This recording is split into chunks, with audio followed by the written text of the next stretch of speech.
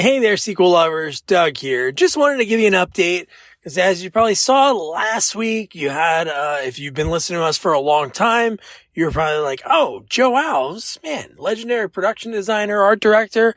I remember them doing this way back in November of 2019, but some of you might never have gone back in the catalog since we have over 227 episodes. So just give me an update. We're doing these re-releases because over the last 176 weeks of the podcast, we never had to do a re-release or anything like that. And we've dealt with, like, I lost my dad last year. Me and Jamie have both moved, illnesses, COVID, everything. And we always made sure to put new content out. And recently, me and my wife welcomed our very own sequel, our little boy Jack, and just he's taking a little bit longer to come home from the hospital. He's doing great. They're just trying to figure out something that's going on with him, but we trust that he'll be home soon. But I just can't put any focus or time because I'm at the hospital with him at night, so I'm not able to put out any new episodes. But don't worry, we're coming back soon. We're going to come back better than ever. I got some sequels that might make Jamie poke his own eyes out, but a lot of great interviews as well. So stay tuned. Another re-release will be coming out next week. I don't know which one yet. So I will pick something good from our first year that maybe not a lot of people have heard, but we have a lot of good stuff. So thank you. Enjoy Jaws 2. I know we did when we recorded that back in November of 2019. Great sequel. I remember we released it on Thanksgiving, which was perfect. I guess sharks have appetites. We have appetites, but I've been rambling for 2 minutes. I love you guys. Don't forget to review, rate, share our podcast. Follow us on all social media at Sequels Only. And if you want to help us out, share us. Tell friends. We have a lot of great interviews, a lot of great reviews, and I'm going to shut my yapper, and this is going to go right into our Jaws 2 review. You're going to hear a little bit of our old theme music if you've been around that long. This is the movie podcast where we're talking sequels, and we do it in two parts. The first, an interview with an actor or someone involved that made the film worth watching, and the second, a discussion of the sequel, what they got right, what they got wrong, and how it could have been better. I hope you enjoyed last week's interview with Joe Alves, production designer on Jaws, Jaws 2, directed Jaws 3, and so much more. And I cannot wait to talk about this sequel, Jaws 2. But before we dive, pun intended, into this week's movie, I have to introduce you to my partner in the sequel watching journey, Jamie Riccardi. Jamie, how you doing? I'm doing great, Doug. How are you doing? Pretty good. Right now, I know right now we're recording it, but right now for people listening, it's Thanksgiving. So happy Thanksgiving. Happy Thanksgiving. I am thankful for good movie sequels and bad movie sequels, but I'm very thankful that Roy Schneider did this movie. Well, I'm thankful that they made a first Jaws. Yes. Because I really enjoyed that movie, and I did watch it first, again, just to, bring me back to what, when I first saw it. I don't know if I could say the same thing about the second one. Oh, okay. Well, we're going to get into it then. But real quick, fun fact about this movie, Roy Schneider didn't want to do this movie. He didn't want to do it so bad. Just before they were shooting, he went to the Beverly Hills Hotel and went crazy, screaming to try to get committed. It was in his biography. I knew that story when I started watching this movie. And honestly, I think you can tell he did not want to be there. Like, there's a lot of scenes in the movie where, like, if you compare his acting in the first movie compared to this movie, there's a night and day difference. Oh, like yeah. he was acting like going for an Oscar, performance. The second one, it looked like sometimes he was going through the motion. Like, he just like, all right, I have to be there, and we're gonna do the best I can. But you could tell he did not want to be there. And can you imagine being on set with a guy who's starring in a movie who does not want to be there? Like, it had to be chaos daily. Yeah, and he almost fought the director. All right, let's jump right into this. So this movie got right to it. For a lot of these movies we watch, title card right away. I like when they have a little bit beforehand, a little bit of breadcrumbs, and then they show us something. Then Jaws 2. Jaws 2, and like pretty much two murders right away. Like right off the bat. This movie reminded me of horror movies. This movie reminded me of Friday the 13th. Okay. in many ways. I mean, before we go into detail, but one, you have a lot of the kids that are very similar to camp counselors.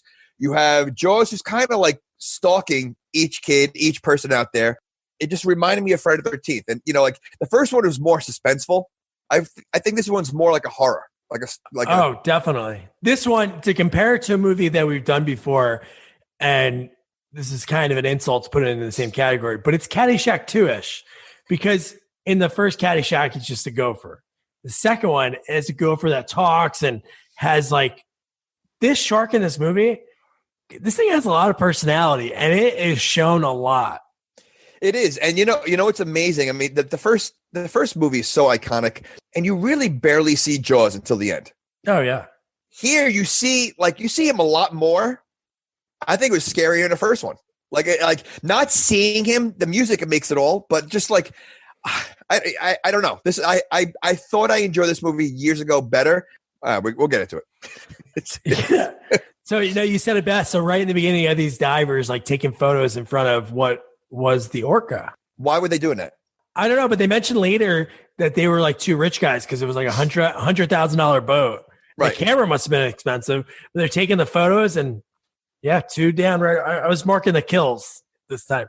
Kills 1 and 2 right away. Photo bomb. Jaws comes out of nowhere. And that was that was like 10 years ago, right? Or like what was the time frame between Jaws 1 and Jaws 2? 3. It was only 3 years? Yeah. No way. Why do you say 3 years? Because it was 75 to 78.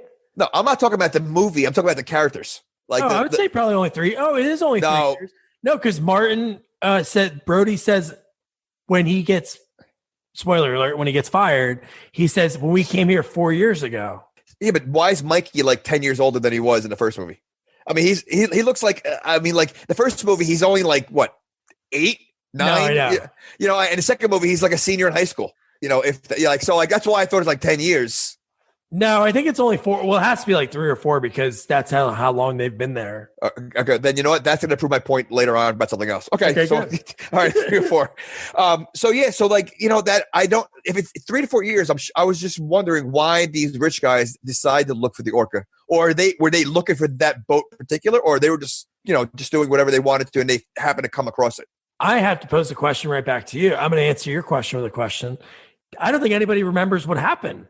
Because if you think about it, when he starts talking about the shark, everyone that's on the beach, I'm sure some people are repeat vacationers. They think he's crazy. Like, oh my God, why would there be a shark here? Oh yeah, there was a shark here 3-4 years ago. And my note right here, this is funny you mentioned Jason before. Because I wrote, I wouldn't go back to Camp Crystal Lake. Why would people go back here? I thought about this and listen, I don't like when they say there's a jellyfish in the water. And I don't want to go near the water, let alone that there's been shark attacks. But again, don't forget the mayor, which by the way, how long can someone be mayor for? Because I don't know how this guy gets reelected because he's such a douche. He's I don't know. He's the biggest douche. He might have kind of hid a lot of it. Somehow not let what happened on the boat. I guess, I don't know. Because I think according to the people there, they already caught the shark in the first movie. I don't know if they knew how far it went to the second one, right? No, I know. Yeah, because just to go to your point, I don't know how he gets reelected because it makes no sense. But no, it seems like only the people on the board remember what happened. Because they didn't promote it, is what I'm saying. They're talking about a lot of summer people going there for vacation. So it's not like it's a lot of locals. So I think it's a lot of new people coming in. So they probably weren't paying attention. Who knows? Yeah, I think it was the kid from I don't know if it was the kid from Christine and Back to School, the son in Back to School. Yeah. Melon. So I don't know if it was him or his friend Timmy. One of them said, nobody likes me or nobody respects me because I live here year round. Are you talking about Napoleon Dynamite? Yes. That guy looked just like Napoleon Dynamite. You know what? It was just strange. And, we'll get into his firing because I don't, that happens in every single movie. Every movie, there's a hero, and then it becomes forgotten about. So yeah. So just like you said, there's a little difference in Chief Brody, like a 180 turn. He was kind of scared. He was kind of nervous of just the water part of it. But he's a cop. He's a cop from New York City, and right in the beginning of the movie, they show him. He's coming from, I guess, off the island. He's running late to a party. How douchey was his wife's boss? he was touchy. Yeah, very. I thought he was gonna. Well, later he does, but at that moment, I'm like, man, I hope he knocks this guy out because he was like, "Can you be a doll and go fetch us some drink or something like that?" It's like, dude, how can you say this when the cop's wife, her husband's right there? Well, speaking of him being a cop now, so he's a cop from another. What you said, New York City? New York City, yeah. Okay, so there's only like two cops on that island. Yeah. Is he a cop of just the beach? Like this, because Brody spends the entire time in both movies on the beach. He's on the Shark Tower where he's hanging out there. Like there's no crime anywhere else. Like he doesn't have to do anything else. But like, is he like a beach cop? Is he like a beach patrol or? Well, I think people are only on the beach. I think it's a really small island, but I don't think it's small enough that it's all beach. But no, he's always there, or at his house, or in the police station. That's it. Oh, and when he's at the police station, I mean, this happens later on. He just sits there with no shirt on. Or Yeah. I thought that was a little weird. I mean, like if I'm walking into someone's office and he looks all sweaty and he's got his shirt open, it's a little weird. So have you ever seen, one of the rich people in the town, one of the business owners donated to, I think it was the high school. It was a money tree. Have you ever seen one of those before? I haven't been lucky enough to see one. It was like a tree. And then they just stapled or taped money to it. And it was like such a big deal. And they had, I think the cheerleaders were there at that big party. My daughter watched the movie with us and she I guess she thought it was like a high school thing because you had the cheerleaders there and then you have the young girl in a bathing suit. She's like, Dad, isn't that kind of weird to have this girl walking around in a bathing suit? I'm like, honey, it's not a high school thing. It's just she's like, oh, okay. But yeah, I've never seen a money tree. I don't hang out with rich folk. Yeah, I appreciate that.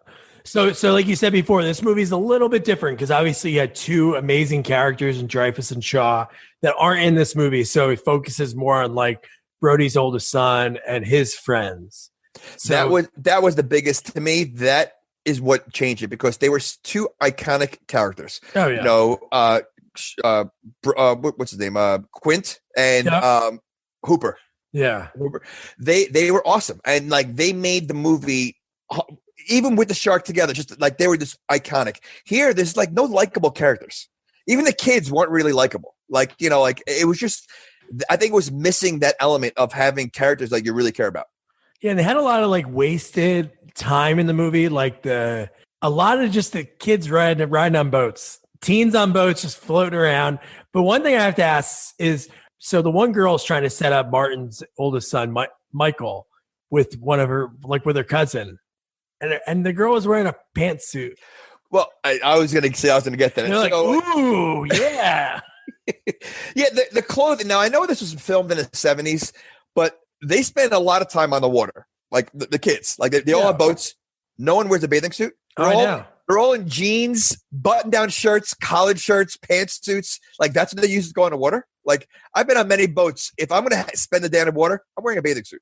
Yeah. No, I know they filmed this movie, and I think the other one had the same issue. The first one, I feel like they filmed it when it was cooler out, but you have to pay these people to suck it up because they were talking about in some of the scenes that I was reading because they filmed in cooler weather.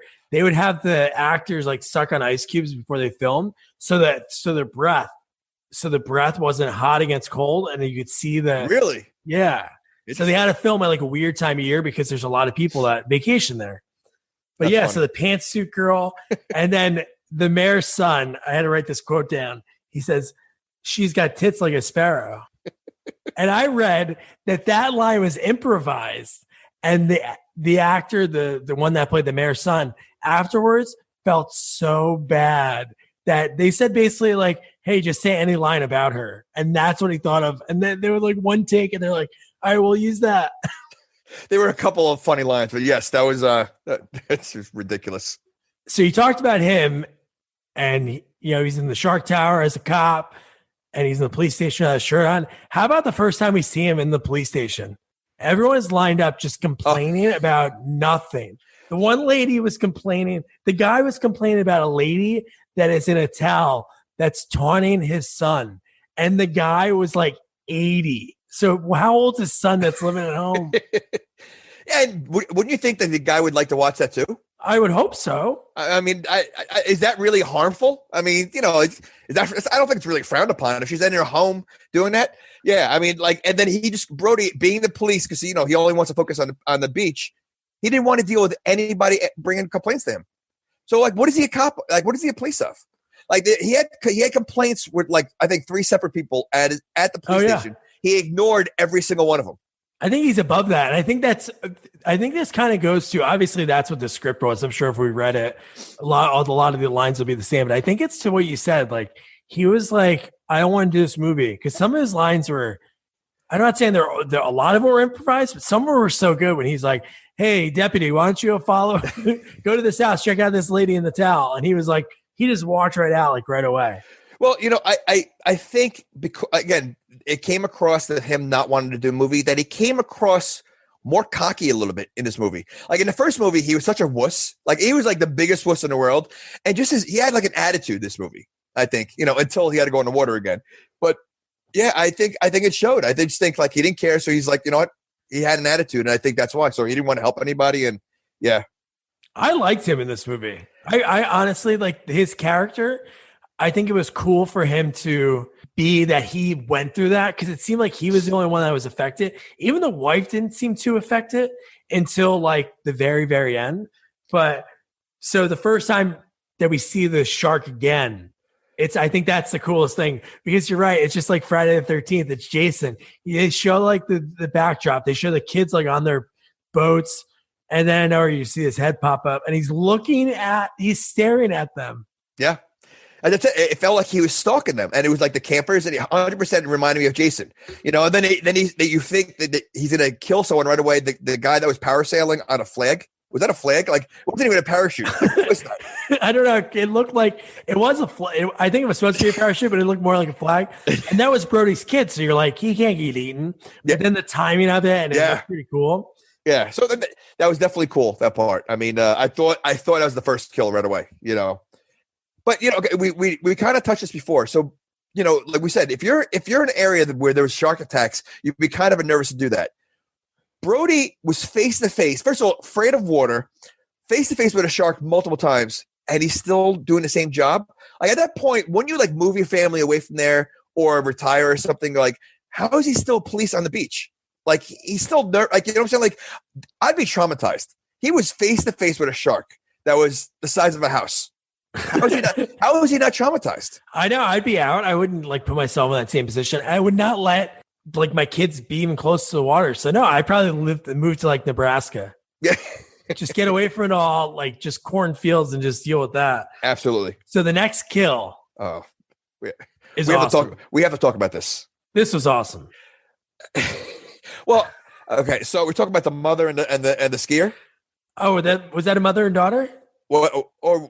Well, first of all, it reminded me of mother because she looked like a mother who just got done cleaning the kitchen. She was wearing gloves. Her hair was in a handkerchief, and she was old. Like she just looked like she just got done cleaning. Yeah, I thought it was a mother and daughter. I mean, I was assuming it was a mother and daughter. But all right, so talk about the kill first, and we'll talk about the mother because that mother scene was ridiculous. So when the girls water skiing, they start going faster. She's going back and forth, and the shark gets closer and closer, and it's almost like he hit Nos, like it was like like Fast and the Furious, because I don't know, she was just gone. He jumps up, he eats her out of the water, and again, we already saw the shark, like his fin pop up, and we saw him a little bit, but dude, after this kill, so he eats the water skier. The mom, the cleaning lady, goes around in a circle in the boat, and she's like, "What's going on?" And then. So her idea of killing the shark was pouring gasoline, thinking that she's going to catch the shark with gasoline. Like she's going to be able to. So like, I'm assuming if you throw gasoline on water, it's going to float a little bit. It's not going to even get on the shark. Right. So her idea was to try to somehow get the gasoline on the shark, completely misses it and gets it all over herself. Right. That's so the next bright idea she has was to get a flare gun. Was that a flare gun that she had? So then, I mean, like, so then she lights the flare. Like, this is like, I guess supposed to be a serious scene. I thought it was comical. Like, it was like, it reminded me of like a Leslie Nielsen thing. Like, everything was going wrong after another. And then she puts herself on fire. I know. Basically blows up. And just before that, that shark went airborne. That shark, when he hit the boat, they showed like the POV, and then he like crashed into the boat. And then you see him like, so they had a bigger budget obviously for this movie. So the first one did so well, they had more time to make the shark. The freaking thing's airborne, and then half of its face gets burnt. I did like that part, but that was cool because they left it in the rest of the movie. So the rest of the movie, he's got like a scar like Jason. Hell yeah. So that's why I'm telling you, it's like a very similar to Jason thing. So now he's got this scar in his face of a burnt face the whole movie. This shark gets the crap beat out of him. He does get it beat up, throughout the movie, but he keeps coming back. Why did they show the young couple that were like, they were hooking up in the dunes, and then they were like, I want to go water skiing. The one girl runs up, she looks, she's like, let's go do that. And then, no, we'll do it next week. She's like, you always say next week. And then the explosion goes out. Then they run to the house where there is a mom and daughter just hanging out and watching it. And then they're giving play-by-play to Brody showed up, right? Yep. Yes. Yeah. And it looked like it was the only house on the beach. It was, yeah. So you have all these people that are there all the time, and it's one house on the beach. So, yeah. And then Brody goes there, and right away, I like how he starts talking. I guess, well, he didn't find the girl. He didn't find the body yet, right? Or like, No, he didn't find it yet, no. Okay. All right. So, yeah, I guess does he think it's a shark yet or no? Right away? No, I don't think he thinks it is just yet, because he said there was like an explosion. Okay. There still hasn't been any, like they haven't found anything yet. But how about when he tells his deputy? I think it's the deputy, right? Is that what he keeps calling him? Yes. He goes, why don't you go in there and dredge the bottom of the ocean? So he's dredging it. And it's cool the way they like just place that out of nowhere when he pulls up the power line. And I'm like, a little foreshadowing. Yeah. Yes. Yeah. I liked it. And then then that couple that we talked about earlier that wanted to go water skiing, the boyfriend put it off. They find a killer whale in the middle of the beach. Yeah. How does it get there? I guess it could wash up with the tide, but it was way too far in. It was very far. And I mean, like that. First of all, the whale was huge, and it was way deep in there. I don't know if the tide could push something that massive that far up, But so that's where Brody sees the bite, right? The bite. Yeah, and we have to talk about his conversation with the expert that came in, the Hooper, the female Hooper. Yeah. Well, I do like how Brody starts talking about the circumference of the bite. Like he was taking a lot of stuff from Hooper from the first movie. Oh yeah. So he was kind of a professional this time around, but the woman was like, it was almost like a robot. The way she was like acting, like she seemed very just like robotic. When he said, I think it's a great white shark, and she goes, a carnarius concarnating? I'm like, wait, did you just shout back the Latin phrase in front of all these people on the beach? Because there were people around. And then how about, this is a cool part of the movie. And it kind of like, it's cool, but it's kind of corny that he asked the question. But when he looked at her, and he was serious, because I think after he saw the bite, he was like, do you think they can know when another shark was like hurt or killed? And she's like, what do you think? Sharks have feelings? And I'm like, dude, this one does. Well, yeah. Well, I don't know if this is like this one. Like I know the third one is related, right? It's revenge. So it's the fourth is revenge. Okay. All right. Third is 3D. Yeah. Fourth is the one that follows her from there to. So are these supposed to be in the same family? These sharks? I don't know. They don't explain that. But he knows like who to go after. He does. He knows exactly who to go after. So then he goes to try to talk to the mayor again. And like we said before, this mayor sucks. He really does. And he's basically like, like in the first movie, he would do this crazy stuff. He'd be like, yeah, there's a shark on the beach. He's like, yeah, I think this year we're going to have the best rentals that we had. It's like, what? So this is okay. So this is where the 4 years to me. Okay. So if it was 10 years, it makes it's better, but like 4 years. So it's not that far along from the last disaster that happened. Yeah. And he still doesn't believe Brody. Like after like what happened, how many people died in the first movie, he's still like poo-pooing it and saying, no, yeah, you're crazy. It's not like this guy is a jerk. Like he's really like he's unbelievable how he doubts Brody. And he doubted Brody up until the scene where his son went to chocolate in the first movie. Yeah. And when he was at the hospital, he's like, I'm sorry, I thought I was doing it. And that's when he made him sign to sign Quint. And that's when they went after him. So he obviously knew, he felt bad. He doesn't care anymore. He's psycho, man. He's nuts. Maybe if he was like, let's shut down the beach, the other guy that runs against him be like, no, I would have kept the beach open. Screw sharks. And then he would have won because they only make their money in 3 or 4 months. Like Quint made that joke and he was like, oh, you aren't going to be able to have food in the wintertime. What if not Brody, the mayor is in cahoots with the shark? And what I mean by that is, listen, obviously people are still going there hearing about shark attacks. They want to go there maybe to see the shark.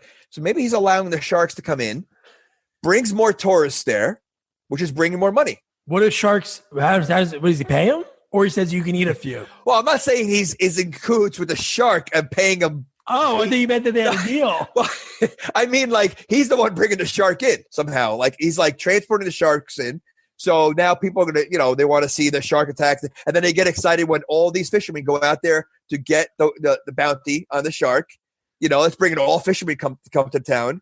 Now that newspapers are taking pictures of the people that catch the shark.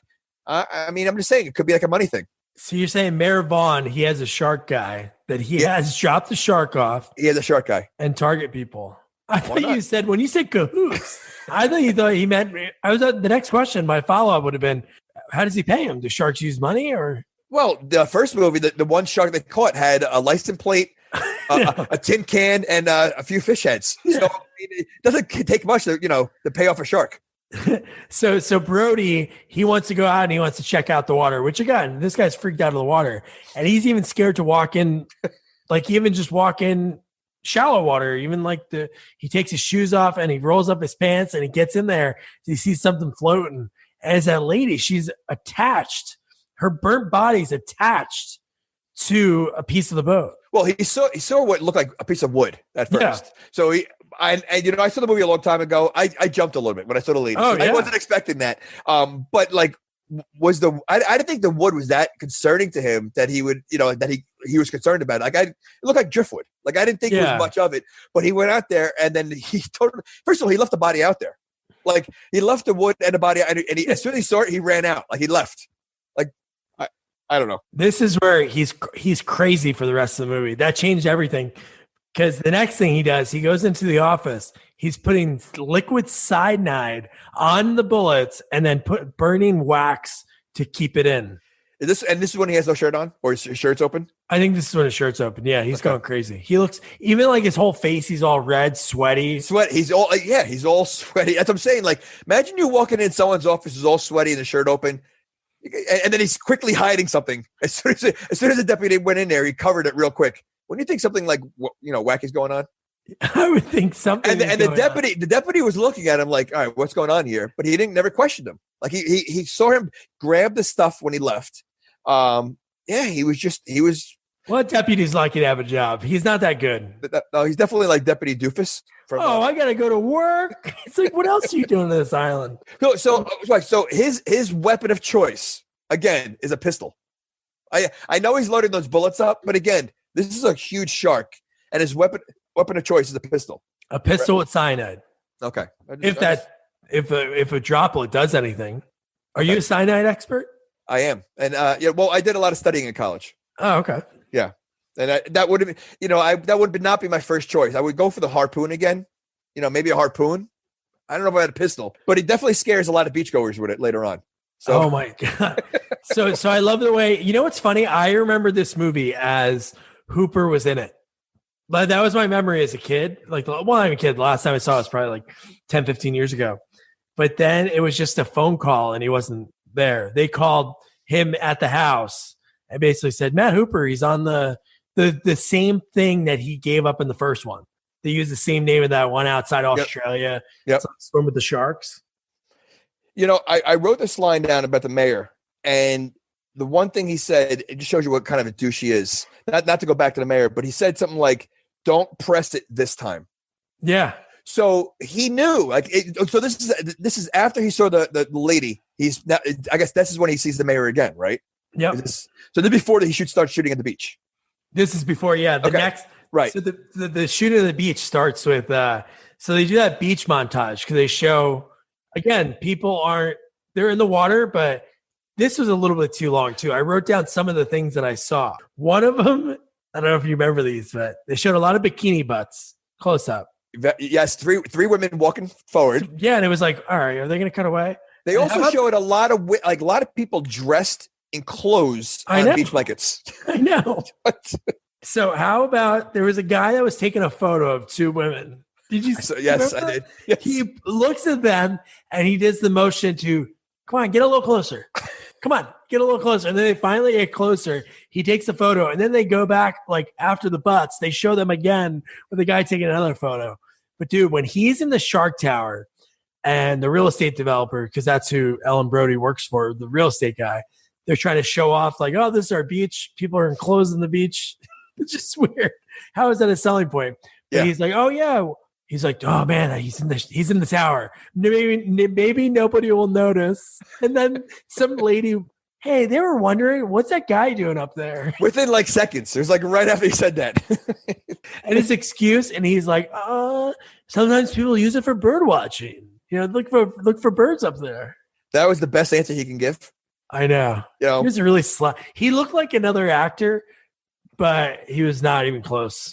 He looked like the guy that was in like the guy that played in Big Daddy, the father, but younger. He's in a bunch of stuff, Transylvania. Yep. But he kind of looked like him, but this guy sucked. I hated him. He was so ridiculous. The way he was hitting on Ellen and just how, again, he dismissed him too. He must have lived in that town and known what happened. And he was like, I don't care. I just need to sell new buildings here. Hence, bringing sharks in, attracting. I'm telling you, they're all in cahoots. So he's in the Shark Tower and he's looking out and he sees something. And I'm like, oh, dude, is this shark about to go crazy and eat people? And then, dude, when he runs out there and he pulls the gun out. Well, first of all, he's saying, get out of the water, right? Okay. Not one person moved. Now, you got this cop who's screaming, get out of the water. It took him, he must have said it about 10 times before they finally started getting out of the water. But he was screaming it right off the bat. No, they all just looked at him and stared at him. I know.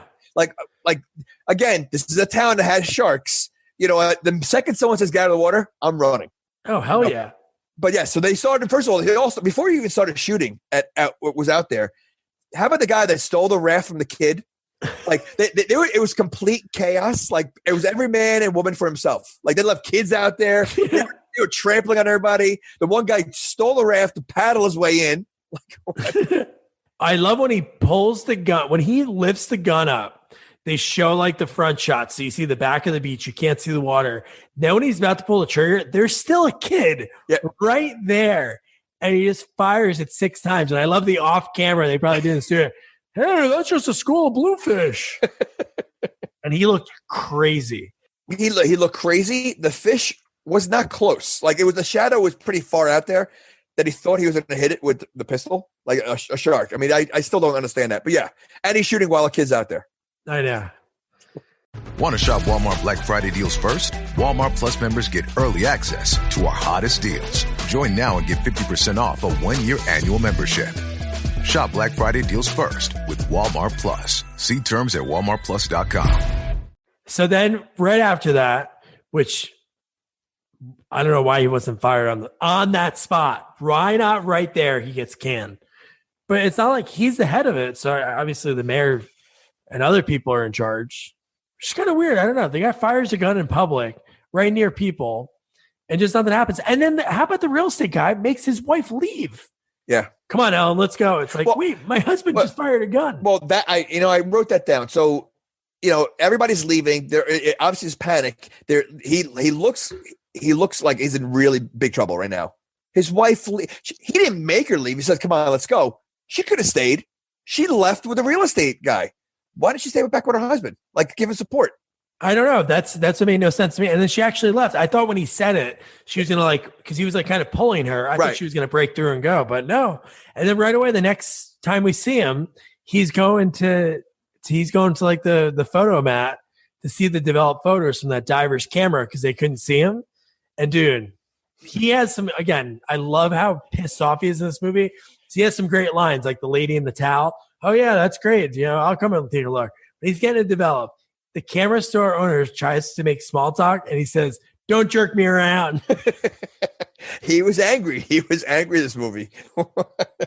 And this is one part that can't be in movies that are set, in the last 15 years, it wouldn't make sense. But it was dramatic waiting for that film to develop. It was cool. It was cool, but like it was very long. Oh no, I know. It was almost too long. Like they could have like cut it down. Like they kept going back and forth. You see the white paper, and then he showed another scene. They see the white paper again, another scene. They might have seen the white paper about 3 times, and then you started seeing it slowly come to picture, and then it went back. Like they made it very dramatic. Like what are you going to see? What are we going to find down there? You know, and all you see is an eye. I know. I get why they did that for the next scene, but it would have been cool if it was like something that was better. But you know, it was very well. I think they did it purposely because obviously it was kind of difficult to make out 100%. So I guess they had to use that as this guy is crazy. Oh, you know? dude, when he takes it to the meeting and they're hanging out, the same people that hang out every night, it seems. Yeah. Even in the first movie, the same lady, the sassy woman. She owns, I don't even know what kind of story she owns, but she's super sassy. And they're passing the photo and they're like, I don't see it. And it's late at night. What are they doing late at night? It's late at night, like midnight. It like looked like very dark. No one's out, and these guys are having a meeting. You know, I'm hoping they're worried. Maybe that's why they didn't seem too worried. Maybe they're figuring out how to pay the shark. See, I bet you the shark was in the back room. I love when the mayor. This is what's great about Mayor Vaughn. He knew how crazy Martin was. He's like, Martin, it's okay. Give us the photo again. You take a seat, and then it'll be all fine. And then the next scene, dude, he's pissed drunk. Brody is pissed drunk. Well, but you know what though? But see, I didn't see it that way. I didn't see it as the mayor seeing how crazy Brody was. It was the mayor trying to make Brody look crazier. See, I don't think Brody was crazy, obviously, because he knows there's a shark out there. He was crazy for that moment of shooting at the school. Yeah. But he knows there's a shark out there, where the mayor is now like, oh, all right, you know what? This guy's going to bring bad press here again. We can't have it. So we got to make him look crazy. And that's what they did. Because they really they looked at it. Fine, we'll look at the picture again. They already had their answer. They already knew they were firing him anyway. They made it look like, let's discuss it first. And then the next thing, they didn't even show you, but he was fired. Yeah. But again, this goes to show you like that they do this in every movie. Like even Bruce Willis, he could save the world, and then the next movie, everybody hates him. like they forget all the stuff they do. You know, this guy saved how many people that could have died in the first movie, and now they act like he's like a loser. No, I know. Well, I guess if you fire 6 rounds into a wave when there are people around, I don't know. Yeah, but when you're the beach police, you're allowed to do that. That's part of the training. You don't fire at like targets, you fire at waves. So one thing we didn't talk about before, but it's something really small, but is when he's like, you wanted a summer job to his son. He's like, you're going to start, he was like having him paint buildings. So he'd be out of the water. He's like, I want your boat out of the water tomorrow. So then when his dad's hammered and I think the wife got hammered with him too, they sleep in late. Michael and then the little brother convinces Michael to take him. They go sailing. And dude, this scene when they show the little brother's first of all blackmailing him. Oh, I know that's true. But yeah. So when they go out there, they show them go onto the water. For some reason, he lets his little brother go with some woman in a different boat, which is kind of weird, you know. Well, they're all friends. They're all friends, and I guess he showed the other girl. Okay, you're trying to hit on this one girl. You really want your little brother around? No, that is true, but he's old enough to know that there were sharks and people have been dying, or at least they know. Yeah, but maybe he thinks his father's crazy too. Maybe. You know, maybe he wishes his dad was a shark. Maybe his dad. So when the divers when they show the divers, I'm like, these freaking guys. 4 years ago, there was a shark that ate in these waters, and this is where you're going to choose to go of all places. I was just thinking, this is a buffet. You know, somebody's going to get eaten, but nothing. He just nips them. He barely hits them. Yeah, so he had to bite like 7 divers down there. Yeah, and then the one guy gets nipped, and nobody really sees it until he gets up.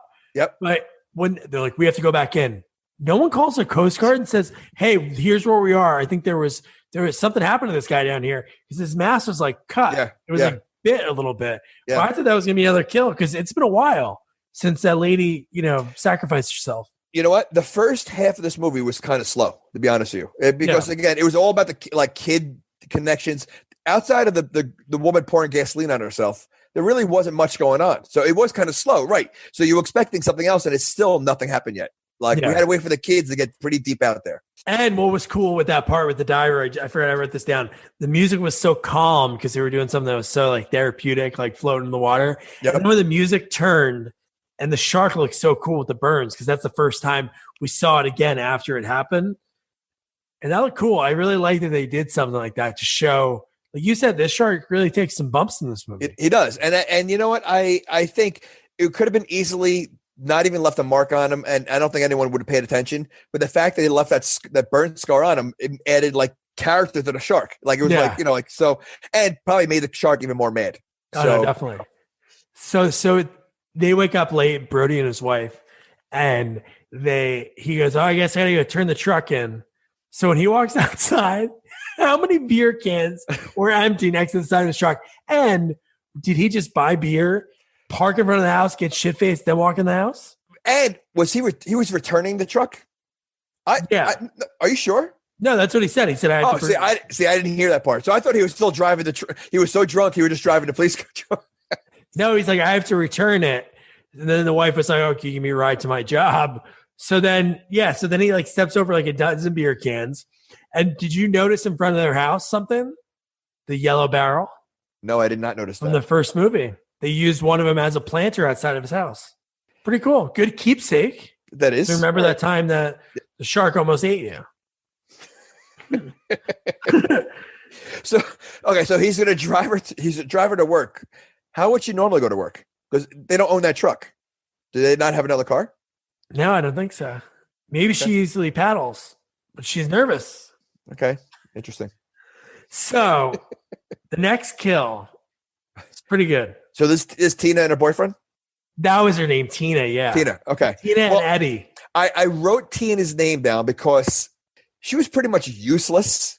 Oh, I know. There was no effort to save her boyfriend whatsoever at any moment.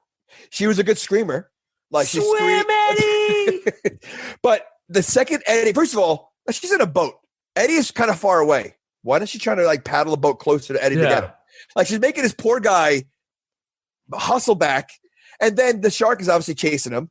And he grabs Eddie like right before he gets there. But then he's bit, he kind of like halfway jumps on the boat. So he's hanging on the boat. Oh, I know. She does not lend a hand. She's sitting there yelling at him to get on the boat instead of helping him. This was a Rose and Jack situation from Titanic. The same kind of thing. She just like watched them, and then she just laid there. There was a shark in Titanic? There could have been. Nobody was around. Nobody knows it was an iceberg. That is true. Could have been a ginormous shark. Okay. No, but that made no sense. Like the swim Eddie. But again, that guy they showed that front shot, and then when he got pulled down, it was just all blood. The whole water around her was just blood. Yep. And then was she the one that went to no, the other one goes to shock. So then you don't see what happens to her, right? Like until later on. Like so you're thinking in the boat for a while hiding. Right, but you're thinking like, all right, the shark's probably going to kill her too. So you forget about her. And then they go to the other kids because I guess they stay behind because they wanted to fool around. Is that what they were? Well, they were friends with them. They didn't have any connection with them the whole movie. They were the randoms on the beach. They were. Oh, I thought they were part of the. I thought they were just. They were just random. Oh, I thought they're all the same age. I thought they were just hanging out. Oh, okay. No, that's what was weird about them because she was the one that was like, "Oh, let's go water skiing." They were always like, I got you. I understand, like they're part of the movie. So the next Brody finds out because remember the ambulance. Yep. So he starts finding it. He like is. So he chases it. He chases the ambulance. Yeah. And then that's when he finds out. The guy said, "Oh, I think it might have been." He says it was a shark. That's all he said. It was a shark. And then he finds out from the deputy that Mike's on the water.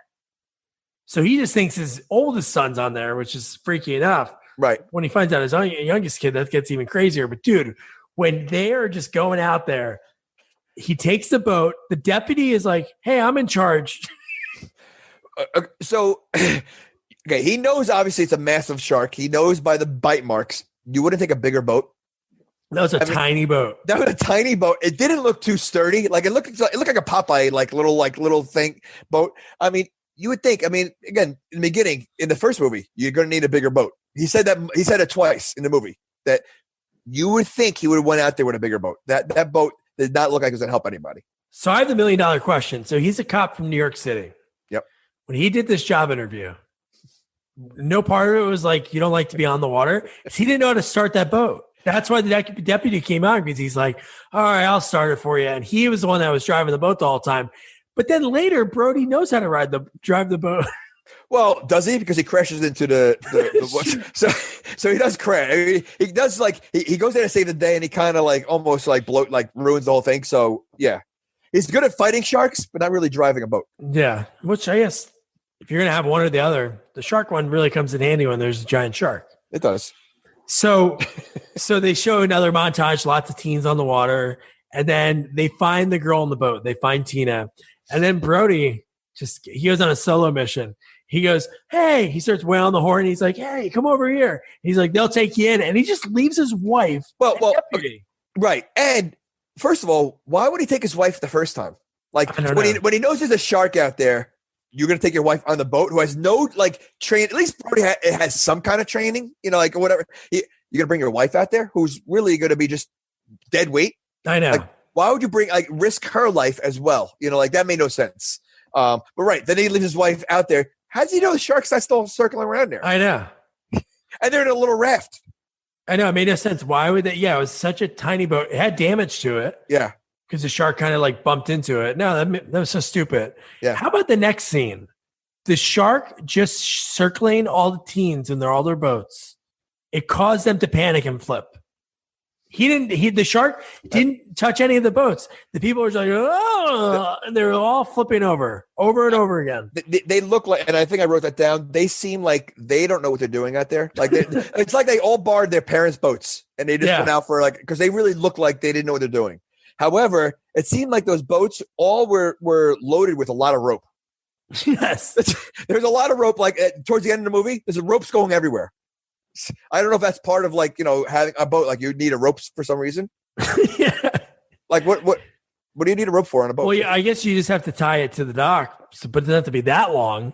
No, but they had multiple ropes. No, I know. It usually isn't it usually attached to the boat? Like this is like lasso ropes. Like these are like ropes that they were able to. First of all, they were so long, and they weren't tied to anything. Like it was just And the only boat that wasn't a parent's boat was the kid from Christine and Back to School, because his boat popped a hole. Well, that was was that even a boat? Wasn't it like one of those windsurfer? Yeah. It was like an inflate. Yeah. Yeah.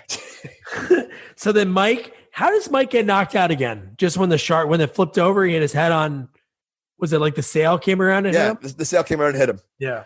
Yeah, he made a good first impression for that girl that he was sitting on. I know. He's just laying there dead weight in the water, and then they do the dramatic, oh, we're almost going to pull you up. Oh, we drop you. We're almost going to pull you up. We drop you. And they finally get him into the boat. Yeah, I mean, this shark looks so good in this movie. It looks cool, honestly. I know they still use some live footage from like Australia where they film the sharks underwater, but dude, it looks cool. But yeah, definitely. But the first one looked a little bit more robotic. This one looked more realistic. Absolutely. But yeah, this is I expected a lot more death to happen at the end of this movie. How many? You said you're taking count, right? Yeah. How many people? How many? You're at 5 now. Eddie was 5. Yeah, there was 4 within the first 25 minutes. Right, and then there's a lull of no killing. Yeah, and then all right, so there's 5, and then there's only one more coming up, right? No, 2 more. Are you counting the shark as one of them? No, I think. No, there are 2 more. I got them. So how about? Okay. So this is funny. This is a reference to an earlier movie that we did. But so if you own a boat, shark eats the boat. Does insurance cover the boat? Is this like a Poltergeist 2 scenario that if your house just vanishes, disappears, it's not covered because it's not there? I'm assuming damage is going to be covered. I mean, you're on the water. Damage? Well, a shark's in the water. A boat's in the water. Is it the same thing as fire damage in a house? Flood damage? Or in a car? Or in a car. We're not going to talk about Kia owners. Don't buy a Kia. But yeah, I mean, I'm assuming it would cover it. But are you sure there's 2 more deaths? Yep. Okay. I got them written down. Okay. So the next here, this is how you'll know. So Brody, when he's heading over and he finds out where the kids are, he calls a helicopter Oh yeah. Okay, never He mind. calls the helicopter. He's like, I need eyes in the sky. Get over there. And he's like, fine. So then when he lands, they're like, hey, thanks, mister. He hit his head, And then, dude, when that shark comes up, that's what I want on a poster. His face looking forward, the shark coming up. Okay, first of all, to show you how massive the shark is, he pulled the helicopter underwater. I know. I mean, he literally pulled the helicopter underwater. That was ridiculous. Like, that whole scene was ridiculous. Like, it's ridiculous. I loved it. It was so cool looking the way he flew up, and then he just bit it. What did he think he was going to do? He was going to drag them to that rock island? Is that what he was? Okay. He was going to attach a rope to a helicopter. Another rope. So they had another. Everybody in this town, it's like you when you go to the island, they hand you rope. Your ticket. Here's your admission to the island. A rope. So yeah, he gets taken into the water. He's dead. He's kill number 6. The blade, that was cool when the blades were flying through the. See, I think that was a good time to have like one of the kids get hit with a blade. Oh yeah, they should have. I mean, like that. No one got hit by that blade, and it would have been cool, like unexpected. One of the kids somehow or lost Napoleon. An arm. Napoleon Dynamite. Timmy, or maybe just give him a little trim. Scalp him a little bit. So then that is right there. That's when it caused them to fall out, right? Yep. And then the girl that's with the little brother, well, so the whole time they were stuck on a boat that was upside down. Yeah. The little brother and the girl, she was holding him, and they were stuck on that one boat. But imagine like how traumatic that kid's going to be now. Oh. I mean, like, bad enough that you're out there with the shark attacks and everything else, but like that was pretty brutal. That was rough. To me, that was like one of the worst kills, from the kid's point. I mean, that was just. He would have been good to have in like another, like a Jaws sequel, like Revenging and just like killing sharks. I don't know if they're both in the third one, and I think only one of them is in Revenge. Yeah, but I would think the little one, this is like a setup for a horror movie. Yeah, the little one's gonna be like Psycho. And because I mean, this is traumatic. I mean, he witnesses a girl like that he obviously was friends with. Who's older, get mauled right in front of him. Oh, dude, that was good. So like, yeah, I think that would have like that could have been like a cool like scene. And he came up. You saw the shark pretty good, either hole. It was like the behind shot. He was like holding her hand. The shark swallowed her whole. It was awesome. Do you think she was like alive still, like like Jonah in the world? So like, so she's like sitting in his like the shark stomach. Yeah. She survives. That would have been cool. That would have been really. And at the end of the movie, after like the shark blows up, she comes out swimming like she was. Or if she was alive. Oh, and then you kill. That's gross. That's sad. So Brody finds the teens. The shark scares the shit out of him. Again, he's seen it before. I guess there's only so many times. No matter how many times you've seen a shark, you're going to be scared. Even Quint was kind of spooked when he saw some of the sharks in the first one, but. That caused him to crash. Well, yeah, and like I said, he just learned how to drive a boat, and that I thought that was maybe the end of Brody. I mean, he crashed, and what is he going to do? Yeah, we skipped over this one part though. This one line that Mikey says. So, and I just wrote it down. I realized it, and not to go back, but so when Brody finds Mike, and he says, "You're out here," and he goes, "Yes, my little brother, the little brother's out here too," and he goes, "You brought him out here?" So then the mic goes, Sean wanted to come. It's okay, wasn't it? That's what he told his father. It was okay, wasn't it? No, it's not okay. You got death all around you. And what happens? He leaves them. Yeah, he leaves them. He says, just paddle over to the island. It's like, wait, what if the shark's right here? You're putting a son, you leave your wife, you leave the oldest son, and just goes. I guess the young son is the golden child. Apparently. Yeah. So anyway, I have to say, big fan at the end of this movie. So we have the girl that's in shock now, right? Yeah. The one girl, and she's freaking out. Pantsuit, right? Then you have the other guys. You have Melon from Back to School, and the guy with the curly hair. They made it to the rock wall, so they were safe. So who's out there still? Well, the girl in shock. Shock girl. Yep. Yeah, she's still there, and I feel like it's that one guy that. And the son, the little kid. Oh, it was just them two? I think so. I think they're the Oh, last okay. two. I thought the guy that grabbed her when he was like, "You gotta calm down. You gotta calm down." Like threw her onto the. That was weird. I thought he was the next one to go. After that scene, he should have been the next one to go. That's what I was hoping. He survived because he was with Mike. Yep. But the mayor's son should have got eaten because then it would have hit home. That was him. Yeah. Yeah. That would have been like that would have hit home if that like actually happened. But so then Brody he sees the cable, and then he swings out, and I think that was him. It looked like him, like because he had the inflatable raft. He goes out to the cable and he grabs the oar and he's just like banging it. Now, how does he know the power line is like on? Like how? First of all, I thought like maybe touching it would maybe give you some kind of shock. No, I mean I'm not a power line expert, but like I'm not, but I'm sure it's like any power line. Like you can grab a power line. Above. Would you? I wouldn't. But I guess when you're in that moment when the shark is staring you down. Okay, so you're talking about a power line that was like, first of all, massive, like quadruple the size that you see hanging around. Yeah. And you're over water. I would stay so far away from that thing. Like, but he had the idea that he thinks the shark's going to bite it. I guess because he knows, because that's the only way they can get electricity on the island. So maybe he knows it's that wrapped up. But dude, when he's whacking it, and it's like boom to cause the vibration. And dude, I love the end line's great. That's it. Come on, open wide. And then I'm surprised. I know he got out of the way pretty quick, but I'm surprised he took no damage. Yeah. And it just exploded. Which I don't know why it would explode. I don't think somebody would explode. Well, I also don't know, like, would the shark just keep biting it?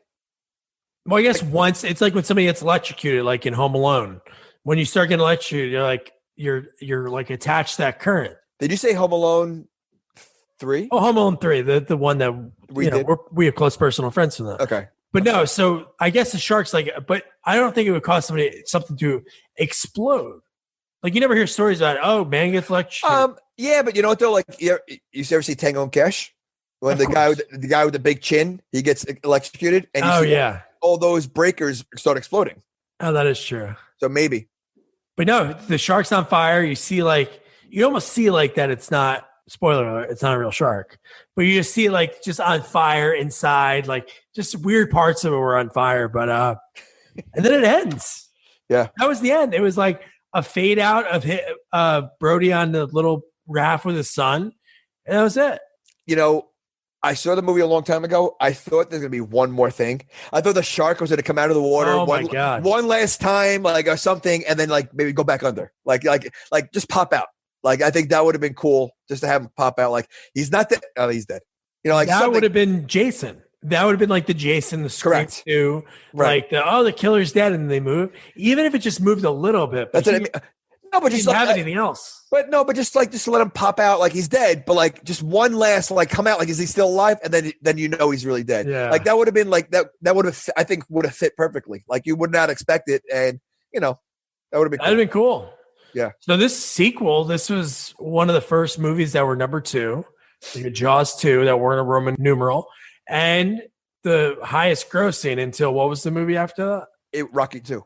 Rocky 2. So this movie, I'm going to say, out of the sequels that we've done, this is a pretty good sequel with what they had and what characters they were able to like keep in the movie. Because obviously Richard Dreyfuss was filming they had to do reshoots for Close Encounters, and Robert Shaw got ate by the shark. What did you think? Yeah, for all the sequels we've done, this is definitely one of the better ones, without a doubt. And it's not a bad movie, but again, I think. Jaws is considered one of the best movies of all time. So, when you have that platform and you have that title, it's very difficult to not compare the two. And so that I think, and especially with a shark movie, there's only so much you can do. It's a shark movie. A shark's going to eat people, and you're going to kill it. So, in that case, it's such a step below the first movie for me because the first one is just so awesome. Oh, I know. But they definitely stepped up their game a little bit. They tried to do the best what they had.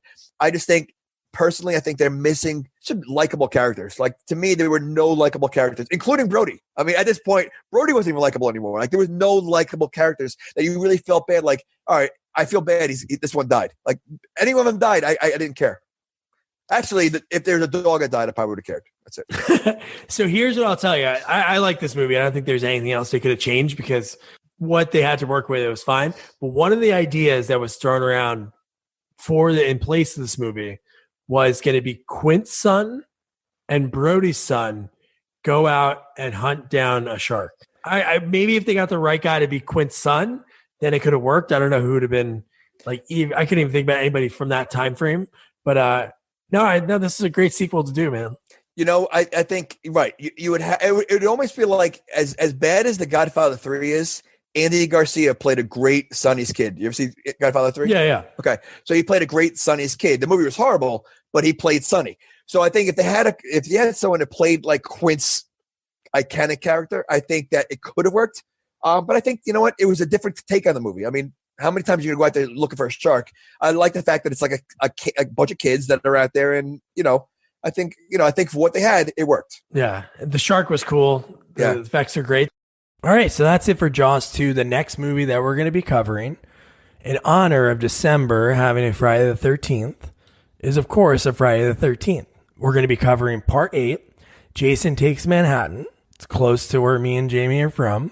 And next week's interview is with Michael Benyea. He plays Jojo, the street thug in the movie. And Michael has had a phenomenal career. He's been acting since he was so young. In high school, he was a little celebrity because he was on 21 Jump Street. Most recently, he was in Deadpool. And over the years, he had a great voice acting roles. You might know him from G.I. Joe. Or I remember him from being the voice of Haji in the TNT reboot of Johnny Quest. So you're going to love his stories. He has one about Henry Winkler and another one about the great George Segal. So yeah, tune in for that.